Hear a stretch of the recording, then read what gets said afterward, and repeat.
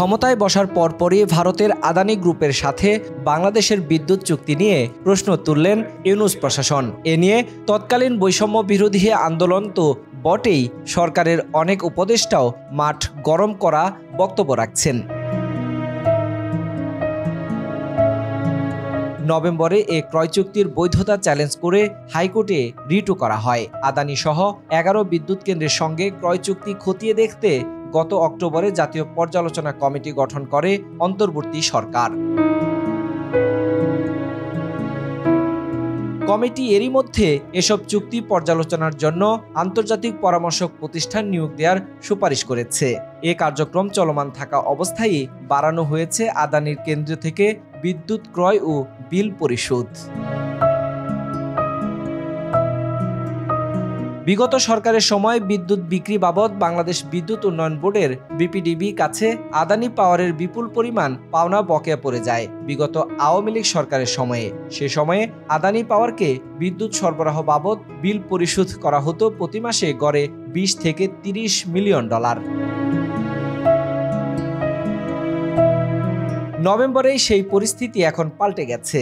আদানি থেকে চুক্তির অধিক বিদ্যুৎ প্রাপ্তির চুক্তি করেছে ইউনূস প্রশাসন। বর্তমানে প্রতি মাসে গড়ে 80 থেকে 85 মিলিয়ন ডলার বিল পাচ্ছে আদানি পাওয়ার। চলতি মার্চেও আদানি পাওয়ারকে বিদ্যুৎ সরবরাহ বাবদ 95 মিলিয়ন ডলারের বেশি বিল পরিশোধ করেছে বিপিডিবি। সংশ্লিষ্ট একটি সূত্রের তথ্য অনুযায়ী বিতর্ক থাকলেও এই মুহূর্তে বিপিডিবির সঙ্গে করা চুক্তি নিয়ে আদানি গ্রুপের মধ্যে খুব একটা উদ্বেগ নেই। অন্তর্বর্তী সরকার এখনই আদানির বকেয়া পরিশোধ ও তাদের কাছ থেকে বিদ্যুতের বাড়তি সরবরাহ নেওয়া ছাড়া আর কিছুই ভাবছে না। শ্রীলঙ্কা এরই মধ্যে দুর্নীতি, পরিবেশগত ক্ষতি ও বিদ্যুতের দাম বেশি হওয়ার অভিযোগ তুলে আদানি গ্রুপের সঙ্গে বিদ্যুৎ চুক্তি বাতিল করেছে। আফ্রিকার দেশ কেনিয়াও এরই মধ্যে দুর্নীতির অভিযোগ তুলে আদানি গ্রুপের সঙ্গে করা $2.5 বিলিয়ন বেশি মূল্যের দুটি চুক্তি বাতিল করেছে। চলতি গ্রীষ্মে বিদ্যুৎ কেন্দ্রটি থেকে পূর্ণ সক্ষমতায় বিদ্যুৎ পাওয়া যাবে বলে প্রত্যাশা করছে বিদ্যুৎ বিভাগ। আদানিও এখন 1496 মেগাওয়াট স্থাপিত সক্ষমতার ইনস্টেবল ক্যাপাসিটি বিদ্যুৎ কেন্দ্রটি থেকে গত সপ্তাহে সর্বোচ্চ পরিমাণ বিদ্যুৎ কিনেছে বিপিডিবি। বিদ্যুৎ বিভাগ ও বিপিডিবি সূত্রে জানা গেছে, প্রতি মাসে গড়ে আদানি পাওয়ারের বিল আসে কম বেশি 70 থেকে 75 মিলিয়ন ডলার। আর গত অক্টোবর থেকে প্রতি মাসে আদানি পাওয়ারকে গড়ে 85 মিলিয়ন ডলার পরিশোধ করা হচ্ছে।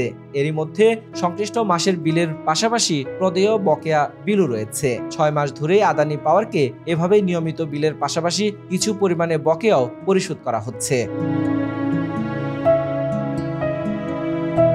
আদানির হিসাবে বিদ্যুৎ বিক্রি বাবদ বিপিডিবির কাছে এখনও $700 মিলিয়ন পাওনা বকেয়া রয়েছে নির্ভরযোগ্য একটি সূত্রে জানা গেছে। তবে কয়লার দাম নিয়ে দ্বিমত পোষণ করে বিপিডিবির পক্ষ থেকে বলা হচ্ছে, প্রদেয় এই অর্থের পরিমাণ $650 মিলিয়ন বেশি নয়।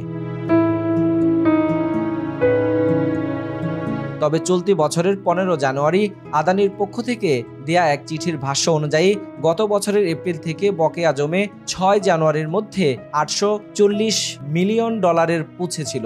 সেই হিসাবে বকেয়া বিলের উল্লেখযোগ্য অংশ এরই মধ্যে পরিশোধ করে ফেলেছে বিপিডিবি। নিউজ ডেস্ক, বাংলা খবর 52।